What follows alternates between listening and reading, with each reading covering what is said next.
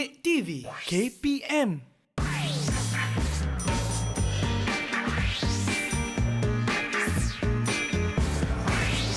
Didik TV KPM. Hello, Assalamualaikum dan selamat sejahtera kepada anda semua yang sedang menyaksikan Sukses SPM 2021.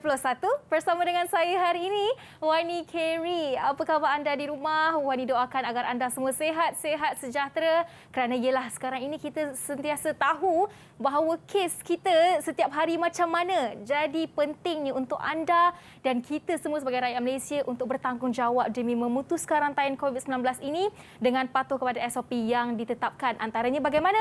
Sentiasa pakai hand sanitizer, pakai pelitup muka dan paling penting jaga penjarakan sosial sekurang-kurangnya 1 meter. Okey, baik. Sekarang ni Wani nak bagi tahu untuk subjek kita hari ini, satu subjek yang digemari oleh pelajar aliran sains iaitu subjek kimia, tapi tajuk yang dipilih adalah garam. Garam. Garam pun satu tajuk ya. Wani pun macam nak tahu jugalah apa yang akan dibelajar dalam garam ni. Jadi jom kita sama-sama memanggil guru kita pada hari ini. Tapi sebelum itu kita nak saksikan dulu profil guru kita pada hari ini.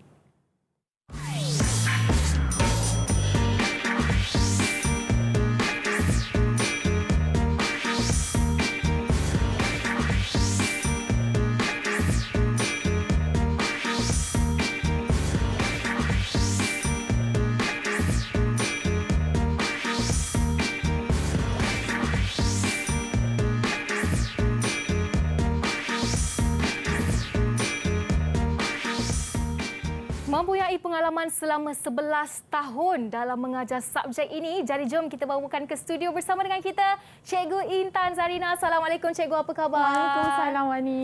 Sihat Cikgu? Alhamdulillah sihat. Cantik Cikgu berpakaian kuning hari ini. Ini ada kaitan dengan topik kita hari ini. Warna kuning? Ya, kita akan sembang banyak berkaitan dengan warna. Okey. Baik, sekarang saya tahu bahawa warna pakaian kita pun membawa satu maksud ya Cikgu. Okey, baik. Selamat datang ke studio Sukses Cikgu. Tapi sebelum Wani nak tanya lebih lanjut mengapa Cikgu pilih topik garam ini, Wani nak mengajak Cikgu pergi ke meja istimewa di sebelah sini untuk kita sama-sama membuat sanitasi tangan sebagai langkah pencegahan awal. Jadi Cikgu boleh pakai dulu. Alright, kemudian Wani pula pakai. Bila dah pakai, barulah boleh bersembang-sembang dengan Cikgu. Okey, Cikgu Intan. Sebelum ini mungkin mereka yang menonton tahu pernah ada guru yang sudah mengajar topik acid base dan juga garam. Tapi hari ini Cikgu memilih topik garam itu tersendiri. Mengapa Cikgu? Adakah ia satu subjek yang sangat susah? Oh, okey. Dia macam ni, persepsi murid selepas belajar topik garam ni, dia kurang seronoklah berkaitan dengan topik ni sebab banyak benda kena ingat. Macam tu, warna kena ingat. Jadi mungkin dia orang rasa tak begitu selesa kalau macam dalam exam pun akan mengelak daripada menjawab soalan ni. So jadi harapnya daripada rancangan hari ini kita ubah persepsi itu. So mungkin selepas ini murid lebih yakin nak jawab topik ini. Okey, baik. Itu dia persepsi sebenarnya. Jadi tajuk garam ni sebenarnya mudahlah kalau kita faham apa sebenarnya kan Cikgu. Jadi sekarang ini kita nak berehat seketika dan kita sama-sama nak dengarkan dulu pandangan calon SPM mengenai subjek kimia ini. Jadi jom, jangan ke mana-mana, kembali selepas ini. Didik TV KPM. Jadi pada pandangan saya, bab 6 ini sedikit sukar berbanding bab-bab yang lain. Akan tetapi anda mahir dalam perkara asas seperti dalam bab 2 misalnya, ia tidak menjadi sukar untuk anda memahami bab 6. Dan untuk harapan saya mengharapkan untuk SPM tahun ini semuanya berjalan lancar dan mendapat keputusan yang cemerlang. Terima kasih. Pandangan saya tentang topik garam ni, walaupun banyak kena ingat dan ada banyak eksperimen, tapi sebenarnya bab ni seronok sebab kita boleh kaitkan dengan kehidupan seharian kita. Harapan saya untuk SPM 2021, semoga kita semua jangan mudah putus asa dan jangan takut untuk mencuba dan buat silap. So trust the process and let's fight this together. Hai, Assalamualaikum. Nama saya Murshidah binti Ahmad Suku dari SMK Sultan Yusof Batu Gajah Perak. Pandangan saya tentang topik garam ni, topik garam merupakan topik yang menarik sebab banyak eksperimen yang dijalankan. Penguasaan saya dalam topik garam ni sederhana je sebab keliru sikit sebab banyak eksperimen yang kena ingat. Harapan saya untuk SPM 2021, harapnya berjalan dalam tempoh yang ditetapkan iaitu bulan 3 tahun depan dan semua urusan yang berlaku 04 dipermudahkan. Didik TV KPM. Didik TV KPM. Bertemu kembali dalam Sukses SPM 2021 bersama dengan saya Wani Carey dalam subjek kita hari ini Kimia dan topik khusus adalah garam bersama dengan guru kita Cikgu Intan Zarina binti Zahidi selaku Ketua Panitia Kimia dari SMK Sultan Yusof Batu Gajah Perak. Okey, baik Cikgu. Hari ini bukan kita berdua sahaja di studio kerana kita akan membawa bersama dengan kita 6 murid dari sekolah Cikgu sendiri. Adakah ini anak murid Cikgu ataupun mereka yang volunteer Cikgu? Anak murid saya lah. Anak murid kelas Cikgu ya? Sebab saya je yang mengajar kimia sekolah tu. Oh, okey. Faham. Jadi jom kita panggil ke semua 6 murid bersama dengan kita hari ini. Assalamualaikum, selamat sejahtera. Apa khabar semua? Sihat? Boleh buka mic. Kak Wani nak dengar suara awak semua. Sihat tak? Sihat. Okey, itulah dia. Barulah kita dapat rasakan semangat mereka tu hari ini, Cikgu. Jadi jom, tanpa melengahkan masa, Kak Wani nak minta anda untuk perkenalkan nama, umur dan juga cita-cita anda sekali. Kita nak mulakan dengan Idrina. Silakan.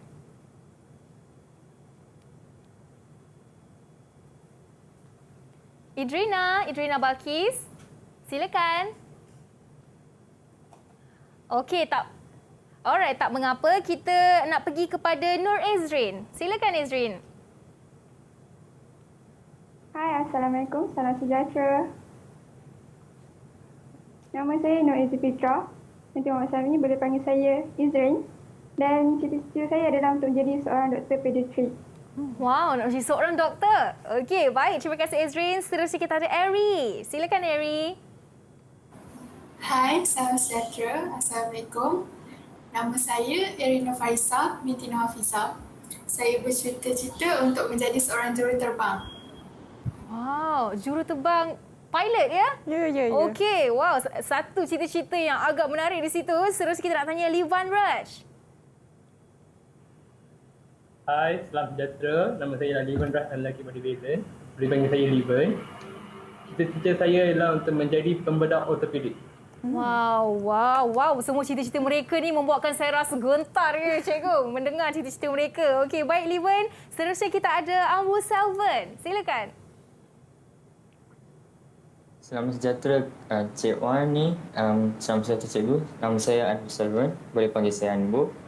Cita-cita saya nak jadi neurosurgeon. Wow, hebat di situ. Dan akhir sekali kita ada Shankar Naidu. Hai, nama saya Shankar Naidu. Boleh panggil saya Shankar. Cita-cita saya adalah menjadi seorang ahli farmasi. Okey, baik. Terima kasih Shankar. Dan kita nak pergi kembali kepada Idrina Balkis. Silakan Idrina. Hai dan salam sejahtera. Nama saya Idrina Balkis binti Muhammad Khairil. Boleh panggil saya Idrina. Cita-cita saya ingin menjadi seorang dermatologis. Itu dia. Kita dah dengarkan cita-cita dan kita dah berkenalan dengan ke-6 murid Cikgu hari ini. Nampaknya kesemua mereka mempunyai cita-cita yang sangat tinggi. Jadi sama-sama kita doakan kejayaan mereka. Dan hari ini Cikgu, kita pun dah tahu anak murid Cikgu lebih, cita-cita mereka lebih kepada sains lah semestinya. Sebab itulah mereka mengambil subjek kimia ini. Dan tanpa melengahkan masa, kalau anda di atas talian sudah bersedia, sila berikan Kak Wani thumbs up macam ini. Okey, jadi semua dah bersedia? Cikgu dah bersedia, Cikgu? Ya, saya. Jadi mari kita mulakan sesi pembelajaran kita pada hari ini. Dipersilakan. Okey, so hari ini kita akan fokus kepada topik garam. Okey, jadi persepsi murid tentang topik garam ni biasanya bila peperiksaan seperti yang saya sebut tadi, macam ni lah persepsinya, takut, tak nak jawab soalan yang berkaitan dengan garam. Jadi kita nak try ubah, kita nak cuba ubah persepsi ini. Okey. Cuma sebelum menonton ini, sebenarnya dah ada Cikgu Hairul Nizam, okey, dah ada sampaikan berkaitan dengan topik ini, acid base dan garam, dan dah beri beberapa nota petua tips untuk menjawab soalan ini. Cuma saya hari ini akan fokus kepada menjawab soalan struktur dan esei kertas 2 untuk topik garam ini. Sebahagian daripada bab acid base dan garam. Okey, so kita pergi kepada soalan yang pertama. Rajah menunjukkan susunan radas bagi pemanasan serbuk zinc karbonat. gas yang dibebaskan daripada eksperimen ini mengeruhkan air kapur. Dan telah diberi rajah dalam soalan ini sendiri.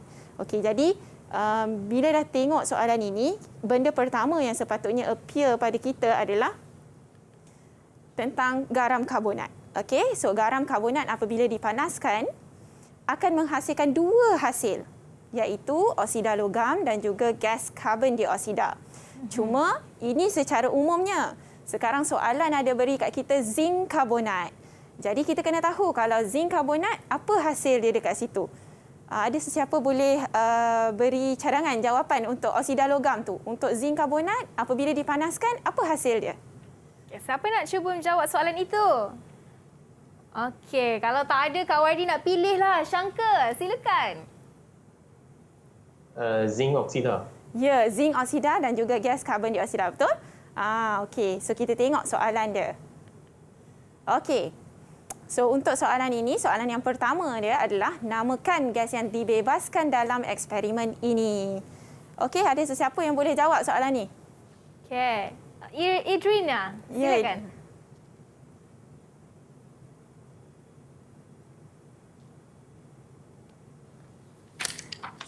Karbon dioksida.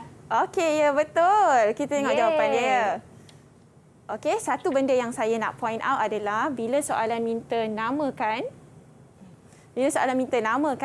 kita mesti eja nama gas itu. Kita tak boleh tulis formula lah. Sebab kita kena menjawab soalan minta namakan, maka kita kena eja nama gas itu. Okey. So soalan yang seterusnya. Okey, soalan yang seterusnya, pada jadual di bawah nyatakan warna baki eksperimen ini apabila panas dan sejuk. Seperti yang Syangka dah sebut tadi, hasilnya adalah zinc oksida. Jadi dekat sinilah memainkan peranan warna ni. So zinc oksida ni dia istimewa sedikit. Bila dia panas dia warna lain. Bila dia sejuk dia warna lain. Okey, so zinc oksida adalah kuning bila panas dan juga putih bila sejuk. Okey, seperti yang ada dalam jadual ini. Okey. Sebab itulah cikgu bagi kuning hari ini. Supaya mereka nampak dengan lebih jelas. Okey. So kita pergi kepada soalan yang seterusnya, iaitu menulis persamaan kimia. Tulis persamaan kimia yang seimbang bagi tindak balas itu. Okey, so persamaan kimia ni sangat sinonim dengan kimia lah. Jadi kita kena tulis yang seimbang.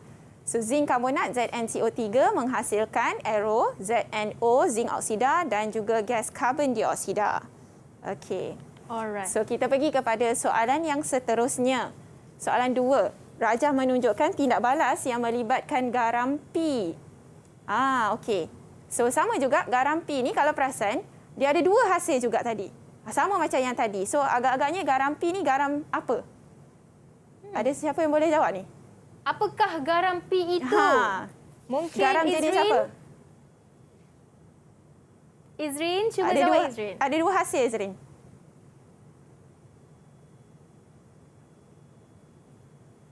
Apakah garam P itu, Izrin? Okey, kalau Izrin tak boleh jawab, ada rakan-rakan nak bantu tak? Anbu ke? Okey, Idrina. Okey, silakan Idrina. Idrina dah ada jawapannya.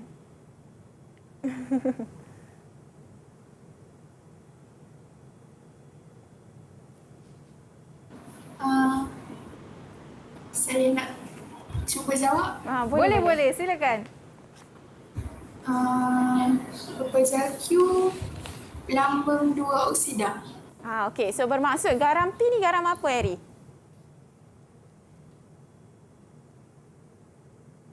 Kalau pepeja Q adalah pelambung 2 oksida. Ya? Logam oksida. Okey, itu untuk pepeja Q. Macam mana dengan garam P? Kalau hasil dia adalah pelambung 2 oksida, so garam itu adalah? Garam karbonat. Okey, so spesifiknya karbonat apa? Kalau hasil you adalah pelambung 2 oksida, so bermaksud garam P adalah apa karbonat? Pelambung karbonat. 2 karbonat. Ya, betul. So P adalah pelambung 2 karbonat. So mudah sahaja. So jadi kalau kita nampak ada satu garam dipanaskan. Lepas tu ada dua hasil. So kita mesti tahu garam ini adalah garam karbonat. Cuma macam mana mereka tahu bahawa garam P ini adalah plumbum 2 karbonat sebab mereka tengok hasil ini, pepejal Q ini. Okey, so pepejal Q ini disebut kat sini perang apabila panas dan kuning apabila sejuk. Okey, so kita tengok apa yang perang bila panas, kuning apabila sejuk adalah plumbum 2 oksida. Seperti yang Eri sebut tu tadi. Okey, so bila kita tahu hasil Q ini adalah plumbum 2 oksida, okey, sebab itu kita tahu garam P itu adalah plumbum 2 karbonat tu tadi. So macam dia berkait sebab bahan akan membentuk hasil begitu. Okey, cuma dekat sini diminta namakan, jadi kita kena eja lah. Ya. Dan specialnya plumbum ini dia adalah satu unsur peralihan, maka kita kena tulis nombor pengoksidaan ini. Mesti ada nombor pengoksidaan itu. Jika kita hanya tulis plumbum oksida sahaja, nanti jawapan kita akan salah lah. Sebab tak lengkap jawapan itu. Sebab plumbum boleh jadi plumbum 2, boleh jadi plumbum 4 oksida. Jadi kita kena spesifik. Jadi kita tulis jawapannya adalah plumbum 2 oksida sebab dia berwarna perang bila panas dan kuning apabila sejuk. Jadi pentinglah sebenarnya nak kena hafal jadual tu ya cikgu. Dia bukan actually hafal sebab dalam chapter ini, kelebihan chapter ini sebenarnya kita banyak buat eksperimen. Jadi bila kita banyak buat eksperimen, kita dah tengok, kita dah buat, sepatutnya sebab tu penting chapter ini untuk kita buat eksperimen itu. Okey. Okey, so ini adalah soalan yang seterusnya. Soalan 2B, lukis rajah berlabel untuk susunan radas bagi pemanasan garam P. Garam P tadi kita dah tahu ialah plumbum 2 karbonat kan? Okey, so kita tengok macam mana nak lukis rajah. Dalam setiap rajah biasanya markah ada 2. Markah pertama adalah untuk rajah berfungsi dan markah yang kedua untuk label. Macam mana yang dikatakan rajah tu berfungsi? Okey, kita tengok untuk rajah yang ini. Yang pertama kita mesti apitkan tabung didih. Ini yang tabung didih. Okey, yang ini tabung didih. Okey, yang ini tabung uji. So, kita kena apitkan. Ni nampak ni? Kita apitkan dengan kaki retort. Tapi cukup sekadar kita lukis segi 4 sahaja. Untuk menunjukkan bahawa kita dah apit. Kalau kita tak apit, kita akan imagine dia akan terapung-apung. Agak pelik kalau dia terapung-apung, betul tak? Betul. Jadi kita kena lukis supaya dia diapit. Okey, yang kedua, mesti ada dash dalam air kapur. Dash ini nak menunjukkan ini adalah larutan ataupun cecair. Yang ini yang selalu murid tertinggal. Kita ambil mudah kadang-kadang. Tapi sebab kita nak bagi tahu dekat orang, ini adalah sejenis cecair, sejenis larutan, maka kita kena ada dash. Kita lukis dash ni. Nampak kalau nampak kat sini? Okey. Lepas tu kita kena lukis gabus ini tidak tersumbat. Okey, so maksudnya bila kita melukis separuh kat dalam, separuh kat luar. Yang seterusnya anak panah. Anak panah ni untuk menunjukkan dipanaskan. Okey, kita tak perlu pun lukis penunjuk Bunsen. Betapa mudahnya kimia ni sebenarnya. Kita tak perlu lukis yang complicated pun. Kita hanya lukis anak panah untuk menunjukkan dipanaskan. Ya. Okey, lepas tu salur penghantar ada 2 hujung. Hujung yang pertama tidak boleh sentuh pepejal ni. Tak boleh kena pepejal ni. So tak boleh kena. So kalau dia dekat sini okeylah. Okey. Dan hujung yang kedua mesti menyentuh air kapur. Mesti sentuh air kapur sebab apa? Sebab yang kita tahu tadi, apabila pepejal ini dipanaskan, gas akan masuk ke dalam air kapur. So gas itu akan menyebabkan air kapur ni menjadi keruh. Jadi kita kena masukkanlah salur penghantar tu dalam air kapur. So 6 perkara ini menunjukkan bahawa rajah ini berfungsi. Okey. Dan markah kedua adalah pada label tu. Okey, so kalau kita label, kita ada 3 label kat situ. Garam P, panaskan dan juga air kapur. Ini sahaja label yang kita perlu buat. So automatik kita akan dapat 2 markah di sini. Okey. Bermaksud cikgu kalau dah lukis cantik-cantik pun tapi terlupa untuk label, 1 markah lah cikgu? Ya, kita rugilah kalau macam tu. Sedangkan kita mesti tahu kan kalau kita dah pandai lukis dari A sampai Z, mesti kita dah tahu benda tu. Betul. So agak rugi kalau kita tak label. Okey, tu dia tips penting anak murid semua kena ingat. Okey cikgu, seterusnya. Okey. Seterusnya, kita pergi kepada soalan nombor 3. Anda diberi garam Z yang membebaskan gas P yang berwarna dan gas oksigen apabila dipanaskan. Garam ini juga larut dalam air untuk membentuk larutan aqueous Z seperti yang ditunjukkan pada rajah. Okey, so ini rajah dia. Okey, so kita tengok betul-betul. Sekarang ni kita ada satu garam Z yang ada 3 hasil. So garam Z ni tak mungkin garam karbonat lagi dah lah. Sebab kalau garam karbonat tadi dia mesti ada 2 hasil sahaja. So kita tengok apa benda ni. Okey, so saya dah crop keluar bahagian ini sahaja. So garam Z menghasilkan oksida logam, gas P dan juga gas oksigen. Okey, so ini sebenarnya berkait dengan agak-agaknya dengan garam apa ni? Ada tak mana-mana anak murid yang boleh jawab soalan ni? Okey. Liven. Garam tersebutlah garam nitrat. Ya, garam nitrat, betul? Okey, so kita tengok garam nitrat. Okey, so garam nitrat apabila dipanaskan dia akan ada 3 hasil. Oksida logam, gas nitrogen dioksida dan juga gas oksigen. Jadi kat sini kalau kita dah tahu secara umumnya garam nitrat ni bila dipanaskan akan membebaskan oksida logam, gas nitrogen dioksida dan juga gas oksigen. Agak-agaknya apa gas P? Ada tak sesiapa yang boleh jawab soalan ini? Siapa nak cuba jawab? Okey, Syangka, silakan. Gas nitrogen dioxide. Okey, yes. Gas nitrogen dioksida. Okey. So, gas nitrogen dioksida ni ada beberapa ciri dia. Tadi, kalau ingat soalan tadi, dia cakap gas ini adalah berwarna. Warna apa ya? Siapa tahu? Ya, Ambu. Warna apa, Ambu? Berwarna perang. Yes, dia berwarna perang. Okey. Lepas tu kita ada nampak kertas litmus ni. Kertas litmus biru lembap ni. Kenapa kita ada kertas litmus biru lembap ni? Apa satu lagi ciri untuk gas nitrogen dioksida ni? Gas nitrogen beroksida ni bersifat asid. Ya, bersifat asid. So, kita kena tahu bahawa gas ini berwarna perang. Okey, dan dia bersifat asid dengan kehadiran air. Sebab itu kita kena guna kertas litmus ni mesti lembap. Okey. So, apabila ditanya soalan ini, dia sangat open ya. Nyatakan pemerhatian apabila gas P diuji dengan kertas litmus lembap. Dia tak beritahu kat kita pun warna apa kertas litmus yang digunakan. So, dari situ sebenarnya bila kita buat eksperimen ini di sekolah, kita kena tahu bahawa gas nitrogen dioksida adalah bersifat asid. Jadi, kalau bersifat asid bermaksud kita akan guna kertas litmus biru lembap. Okey. So, dia akan bertukar menjadi merah. Okey. So, menunjukkan gas ini bersifat asid. Okey, itu dia kertas litmus biru lembap bertukar menjadi merah. Alright, cikgu, nampaknya kita dah buat beberapa soalan bersama dengan anak murid cikgu hari ini. Jadi, sebelum kita teruskan lagi dengan soalan yang tahapnya lebih sukar, cikgu, apa kata kita berehat seketika dan anda jangan ke mana-mana, kembali selepas ini dalam Sukses SPM 2021. Didik TV KPM. Didik TV KPM.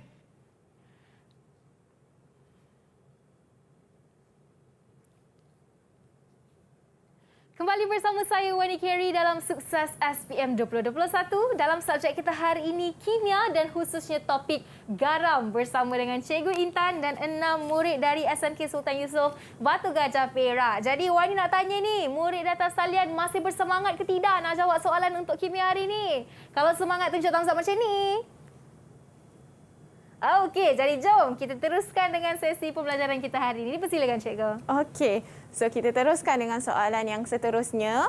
Okey, soalannya adalah nyatakan anion yang hadir dalam larutan aqueous Z. Okey, ada sesiapa yang boleh beri jawapan untuk soalan ini? Tadi kita dah tahu garam Z tu apa kan? Okey, so anion ni apa sebenarnya? Okey, boleh Kak Wani minta Izrin? Itu sesuatu yang bercas negatif. Okey, so ion yang bercas negatif, betul? Okey, so dalam kes ini, apa anion yang ada dalam larutan aqueous Z? Eri, nak cuba Eri? Ion nitrat. Ion nitrate. Okey, ya betul? Okey. So bila so nampak soalan ni, nyatakan anion yang hadir. So soalan tak minta kita namakan atau soalan tak minta kita tulis formula. Jadi kita boleh jawab salah satu.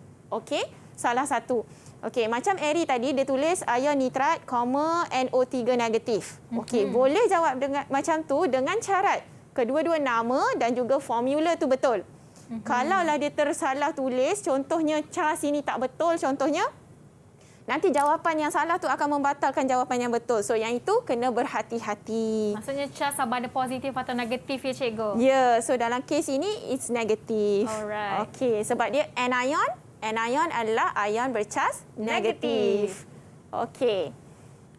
So lepas itu dia diminta untuk kita terangkan bagaimana nak mengesahkan kehadiran anion itu. Macam mana nak sahkan kehadiran ion nitrat itu.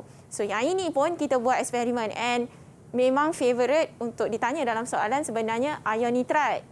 Jadi boleh dahlah kita praktis menjawab soalan ini kan. Okey, so kita tengok ini adalah cara untuk mengesan kehadiran ion nitrat. So larutan garam ini adalah yang kita nak uji tu, iaitu larutan Eco Z tu. Okey, so kita kena masukkan 2 cm3 dululah. Okey. So masukkan 2 cm3 larutan Eco Z ke dalam satu tabung uji. Lepas tu kita kena tambah asid sulfurik cair dan juga larutan ferrum 2 sulfat. Okey. Lepas tu kita akan goncang dan lepas tu kita kena condongkan. Nampak tak macam mana Rajah ni? So kita condongkan tabung uji ini dan kita akan masukkan larutan asid sulfurik pekat perlahan-lahan pada dinding tabung uji. So kalau perasan kita ada 2 kali asid sulfurik kat sini. So kali pertama kita guna yang cair, kali yang kedua adalah yang pekat. Cuma yang pekat ni kita masuk perlahan-lahan lah. Okey, so lepas tu bila kita tegakkan tabung uji ini, kita akan nampak wujudnya cincin perang terbentuk. Bila kita ada cincin perang ini, kita tahu memang sahlah ion yang ada di dalam larutan itu adalah ion nitrat. Macam mana sebenarnya rupa cincin perang? Dia dinamakan cincin perang sebab dia duduk dekat tengah-tengah macam ni. Saya tak tahu nampak ke tak kat sini? Ni. Ya, nampak cikgu. So itu adalah cincin perang lah. So ini yang saya buat dengan anak murid saya ni lah, eksperimennya. Okey cikgu, ni kan ada 4 markah kan. Macam mana kalau murid tersalah 1 poin ke ataupun tersalah susunan ke, dapat tak 4 markah tu juga cikgu? Dia akan abaikan lah. Maksudnya yang tersalah tu, kiranya macam katakanlah, dia tertinggal poin nombor 3. Katakanlah dia tertinggal poin nombor 3, so dia akan dapat 3 markah lah. Daripada 4 markah tu. Bermaksud susunan pun kena betul? Ya, susunan kena betul sebab kalau kita buat tak betul nanti dia tak jadi cincin perang ni. Even kalau kita buat cepat-cepat, kemungkinan besar kita tak nampak pun cincin perang tu. Ya. So secara praktikalnya macam itulah. Okey, baik cikgu. Okey. So kita pergi kepada soalan yang seterusnya iaitu soalan 4. Rajah menunjukkan skema tindak balas bagi plumbum 2 karbonat. So kalau kita nampak kat sini ada beberapa tindak balas. Okey, tindak balas pertama melibatkan plumbum 2 karbonat dengan asid nitrik. Lepas tu ada tindak balas yang kedua iaitu plumbum 2 karbonat ini dipanaskan menjadi X dan gas Y. Dan yang seterusnya yang melibatkan X ini. Okey, so yang utamanya adalah yang inilah. Okey, plumbum 2 karbonat dengan asid nitrik. Okey, boleh sesiapa bagi tahu saya ini tindak balas apa ni? Siapa ni tindak balas apa ni? Ambu, ni tindak balas apa Ambu? Tindak balas asid dan logam berkarbonat. Okey, ya betul. Okay. So kita ada asid kat sini dan kita ada logam karbonat kat sini. So ini adalah tindak balas asid dengan logam karbonat iaitu salah satu sifat kimia bagi asid. Ada 3 sifat kimia asid, yang ini yang ketiga. Okey. So, bila asid bertindak balas dengan logam karbonat atau dalam susunan ini logam karbonat bertindak balas dengan asid akan membentuk 3 hasil. Okey, apa 3 hasil tu ya? Boleh tak sesiapa? Siapa nak cuba? 3 hasil itu apakah? Kita nak minta Liven. 3 hasil tersebut adalah mula-mula garam, garam karbonat. Garam karbonat. Cuba fikir. Kita ada bahan itu adalah garam karbonat already. So adakah hasil kita akan jadi garam karbonat juga? Tak, dia akan jadi plumbum nitrate. Ya, so plumbum 2 nitrat kat sini. Tapi dia sejenis garam, betul? Okey, lepas tu? Betul. Selepas itu, Steven? Dia akan mengeluarkan gas carbon dioxide. Ya, betul, karbon dioksida dan juga air. Okey, thank you, Liven. Nampak Liver di situ macam cuba meneka je cikgu. Tapi tekaan dia tu betul. Okey, so betul lah Liven kata tu. Ya. Okey, so tindak balas ini menghasilkan plumbum 2 nitrat, gas karbon dioksida dan juga air. So dalam kes ini X ni apa ni? Dah nampak dah, kalau dah nampak persamaan kimia kita dah tahu dah X ni apa. X tu apa, Izrin? Plumbum 2 nitrat. Ya, betul. So X adalah plumbum 2 nitrat dan gas Y ialah? Gas Y pula, Eri? Gas Y ialah karbon dioksida. Ya, betul. So Okey. X ialah plumbum 2 nitrat dan juga Y adalah gas karbon dioksida. Okey. So bila dapat rajah macam ni lah kita buat. Kita scribble, kita conteng-conteng dulu pada rajah supaya kita ada rough idea, kita ada idea kasar macam mana nanti soalan akan terbentuk. Okey. Ini adalah tindak balas yang kedua, pemanasan. Okey, kita ada garam karbonat. Yang dipanaskan ada 2 hasil. So Z tu apa agak-agaknya? Apakah hasil untuk Z? Syangka?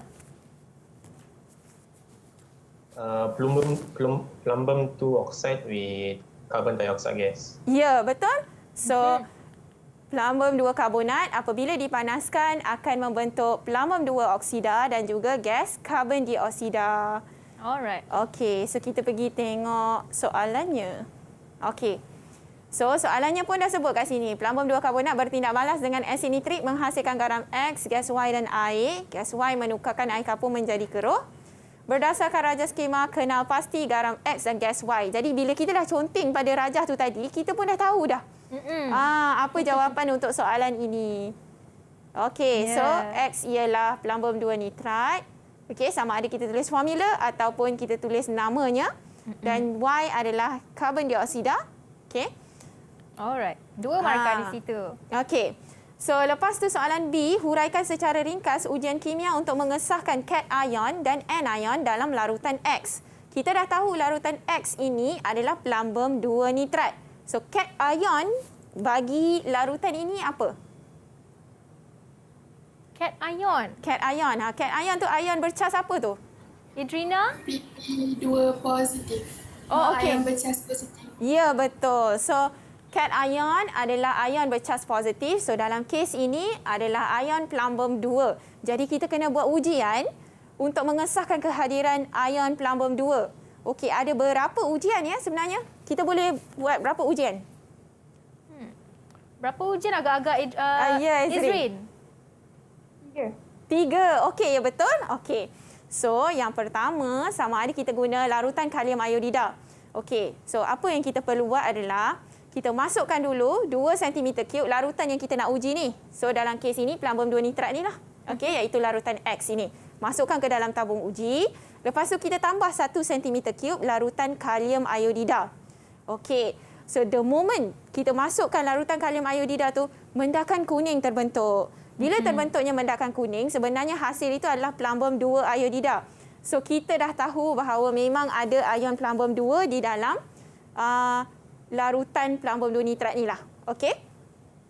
Yang kedua, kita boleh guna larutan natrium hidroksida. Kalau kita tak nak, kita tak suka larutan kalium iodida, kita nak guna larutan natrium hidroksida pun boleh. Tak ada masalah. So, kita akan masukkan apa yang nak kita uji tu tadi, iaitu plumbum 2 nitrat. Lepas tu, kita tambah larutan natrium hidroksida. Sebenarnya, kita tambah 3 titis dulu. Bila selepas kita tambah 3 titis, akan terbentuk mendakan putih. Mendakan putih ini, bila kita tambah lagi natrium hidroksida ini secara berlebihan, akan larut dan membentuk satu larutan yang tidak berwarna. So, dari situ kita boleh tahu ada possibility dalam larutan ini ada ion plumbum 2. Okey, ada sesiapa boleh beritahu saya apa ujian yang ketiga tu? Kita boleh letak apa? Izrin. Kita boleh letak amonia. Okey. Chemistry. Amonia. Amonia. Amonia yang kita nak letak ni dalam bentuk gas ke dalam bentuk larutan? Gas atau larutan? Macam mana, Idrina, apa agak-agak? Larutan amonia. Ya, betul. Larutan. Okey, so yang itu yang kita kena pay attention lah. Amonia ni secara semula jadinya pada suhu bilik ni sekarang ni, kalau ada amonia, dia adalah dalam bentuk gas. Tapi bila kita buat ujian ini, kita akan masukkan larutan amonia. So, prosedur sama sahaja seperti yang larutan natrium hidroksida ini, bezanya pada pemerhatian ini. Kalau tadi, ion pelambum 2 akan membentuk larutan tidak berwarna dalam natrium hidroksida berlebihan. Tapi kalau kita guna larutan amonia, mendakan putih itu tidak akan larut. Dia akan kekal di dalam tabung uji itu. So kita buat test ini untuk mengesahkan kehadiran ion pelambum 2 lah. Okey. Okey, so itu baru cation. Dia nak juga anion. So kita tengok untuk anion. Anion dalam kes ini apa ya? Nitrat. Ya, ion nitrat. Sama juga macam tadi. So perasan tak? Dah kali kedua soalan berkaitan dengan ion nitrat keluar untuk contoh ni kan. Sebab dia memang favourite. Okey, so prosedur dia sama macam tadilah yang membentuk cincin perang itu. Okey. Okey, so kita pergi kepada soalan 5. Okey. So rajah menunjukkan pertukaran pepejar W kepada larutan Y. Okey, sini larutan Y. Okey. Dan pepejar hitam Z ni. Okey. So analisis ke atas larutan Y dilakukan untuk mengenal pasti cation dan anionnya. Okey. So kalau perasan kat sini nampak tak? Pepejar hijau W. So that's why ada banyak warna-warna kan dalam soalan ni kalau perasan. Okey, so ini adalah tindak balas utama kita lah. Sama juga ini tindak balas apa ni tadi? Ada satu pepejar bertindak balas dengan asid, lepas tu ada 3 hasil. Ini tindak balas apa ni agak-agaknya?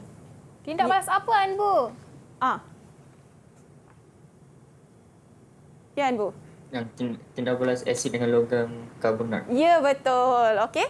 So ini adalah tindak balas asid dengan logam karbonat. Okey. Jadi kalau kita tengok warna hijau itu apa dalam kepala kita? Ada 2 sahaja bahan yang warna hijau dalam silibus SPM Kimia ni. Apa warna hijau. Apa dia? Syangka nak cuba tak? Okey, Syangka tak berani nak jawab. Kita tanya siapa yang berani nak jawab apa dia warna hijau tu. Okey, dipersilakan Harry.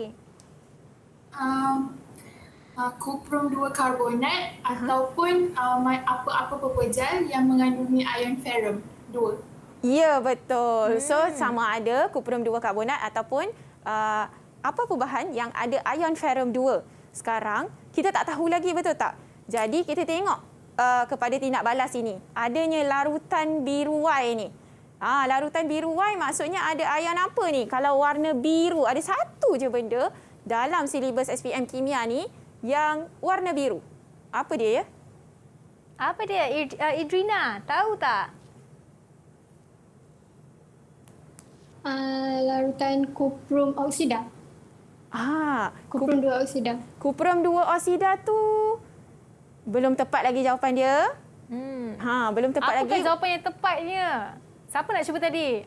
Liven. Kuprum 2. Kuprum 2 klorat. Okey. So Liven terus pergi kepada jawapan. So macam ni, bila kita nampak warna biru, maksudnya kita ada ion kuprum 2. Cuma kita belum tahu lagi lah.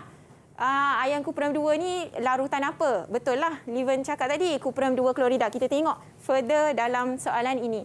So kita dah tahu adanya ion kuprum 2 dalam larutan biru ini. Okey.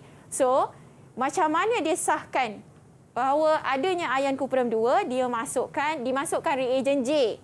Okey. Reagen J ni dia punya penerangan mendakan biru larut dalam reagen J membentuk larutan biru tua. Okey. So ion kuprum 2 ni cation ke anion? Cation ke anion? Cation. Cation. Ya, okey. So untuk menguji cation, ada berapa reagen yang kita boleh masukkan? Dua, ya betul. Okey, apa dia?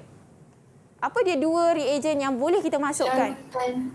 Larutan amonia dan larutan natrium hidroksida. Ya, so kita sama ada masukkan larutan natrium hidroksida ataupun larutan amonia. Okey. So, bila kita nampak description-nya, penerangannya adalah membentuk larutan biru tua, agak-agaknya yang mana satu? Adakah dimasukkan larutan natrium hidroksida ataupun larutan amonia sebagai reagen J ni? Amonia. Ya, okey, betul. Itu adalah larutan amonia. Okey. Okey, so itu selesai. Kita dah tahu dah reagen J ni adalah larutan amonia. Okey. Now, kita dah tahu ion positifnya adalah kuprum 2. So, kita nak tahu yang negatifnya apa?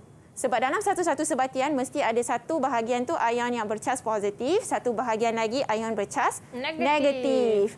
So, apakah negatif itu? Ya, so kita tengok bahan yang dimasukkan.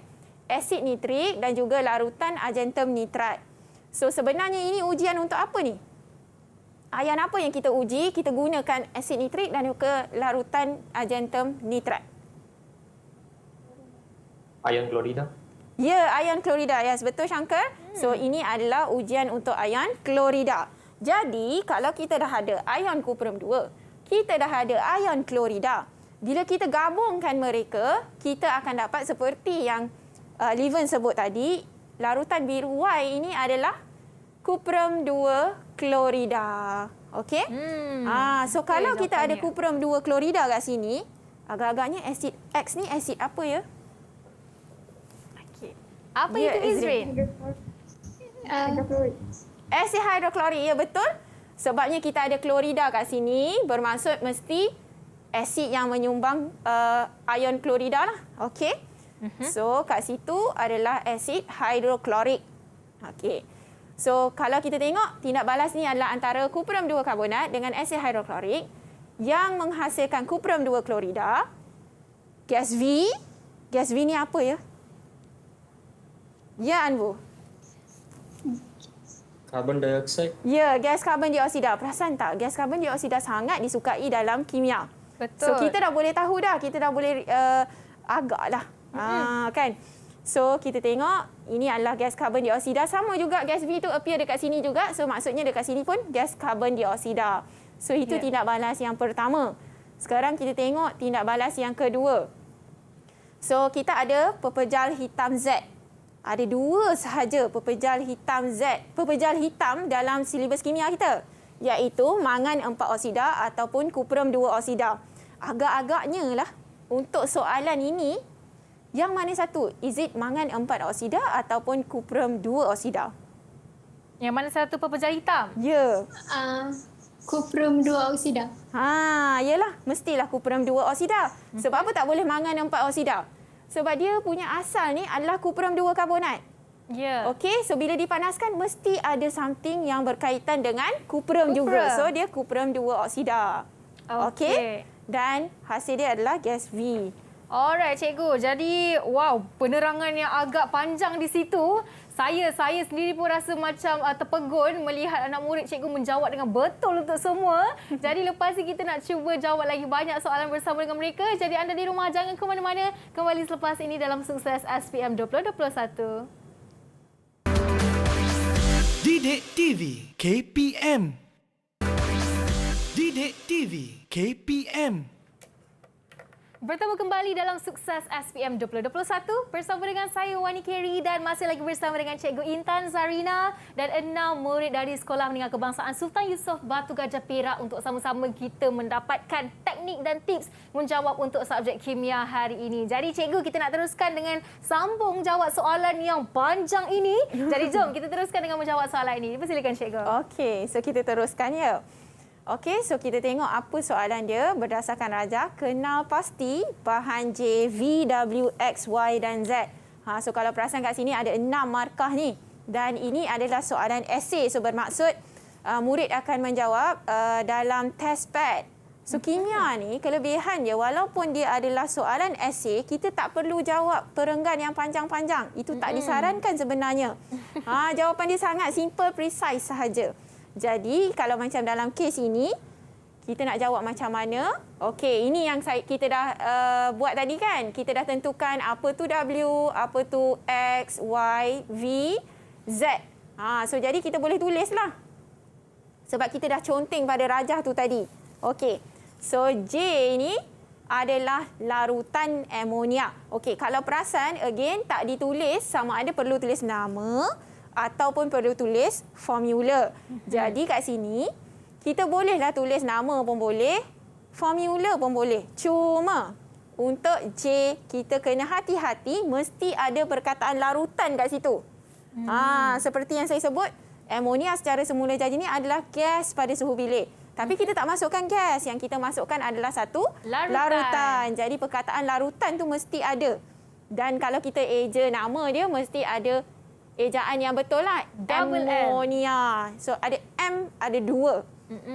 So yang kat sini, di sini kadang-kadang ada murid akan jawab larutan amonium. Itu jadi salah. Kenapa? Sebab amonium adalah satu ion. So dalam kes ini dia adalah amonia. So kita punya ejaan tu kena betul lah. Okay? So sama ada dia eja amonia ataupun ditulis formulanya. Formula pun kena betul lah. Ini adalah bahan yang biasa kita jumpa. So NH3. Okey, V itu adalah karbon dioksida. Karbon dioksida ni biasanya tak ada siapa yang salah lah. Tak ada masalah. Okey, untuk W. W adalah kuprum 2 karbonat yang warna hijau tu tadi.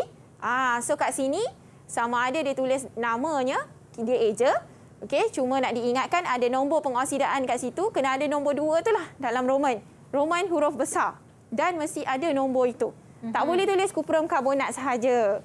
Sebab nanti kita tak tahu kuprum 1 karbonat ke, kuprum 2 karbonat ke. Okey, jadi kita kena spesifik lah. Kena ada nombor pengoksidaan ini. Okey. So, ataupun ditulis formula bagi kuprum 2 karbonat ini. CuCO3. Dan X adalah asid hidroklorik ataupun HCl. Okey. Y adalah kuprum 2 klorida. Okey.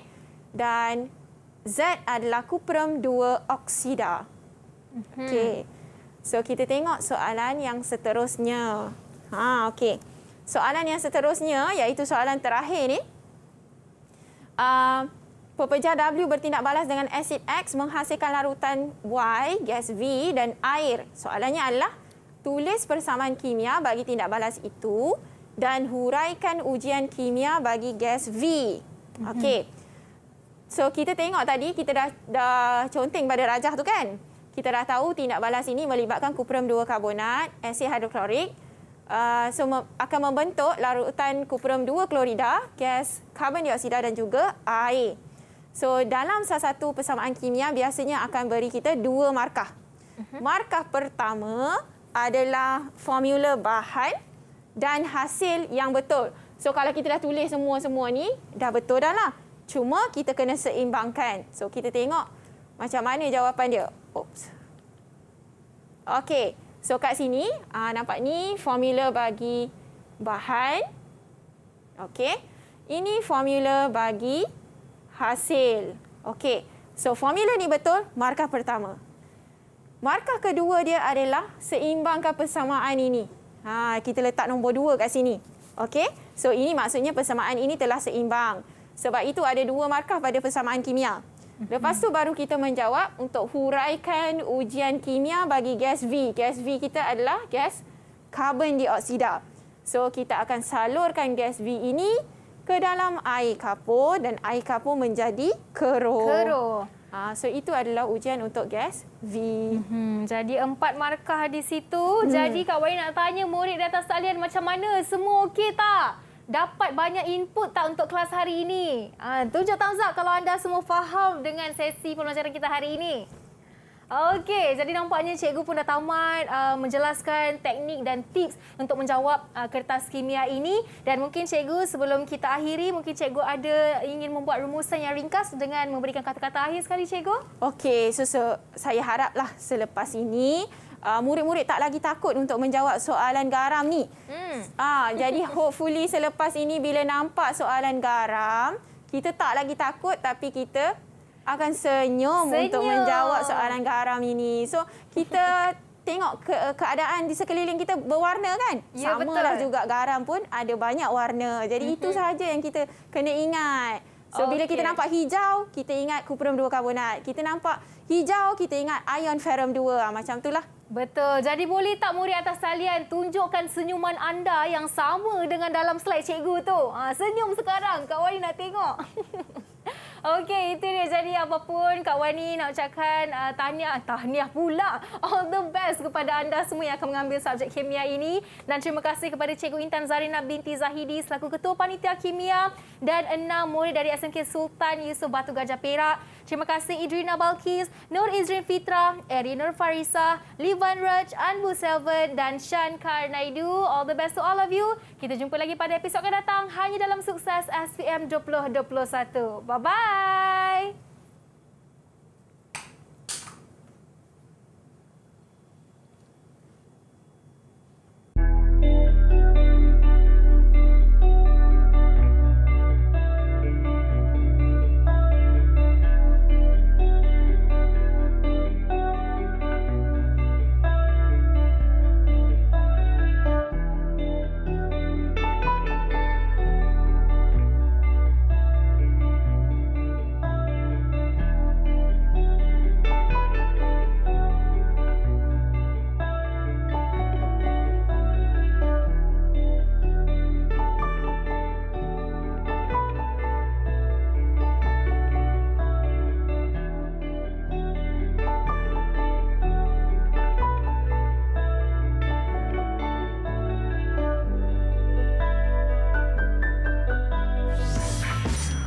Didik TV KPM. Salam sejahtera, saya ibu kepada pasangan kembar Syazwan dan Syazwani Syafawiza yang merupakan calon SPM 2021. Harapan saya agar pasangan kembar ini serta semua calon SPM 2021 dapat menjawab dengan baik dan dapat lulus dengan keputusan cemerlang straight A dalam semua subjek. Terima kasih yang tak terhingga kepada semua warga pendidik yang telah mendidik anak-anak kami.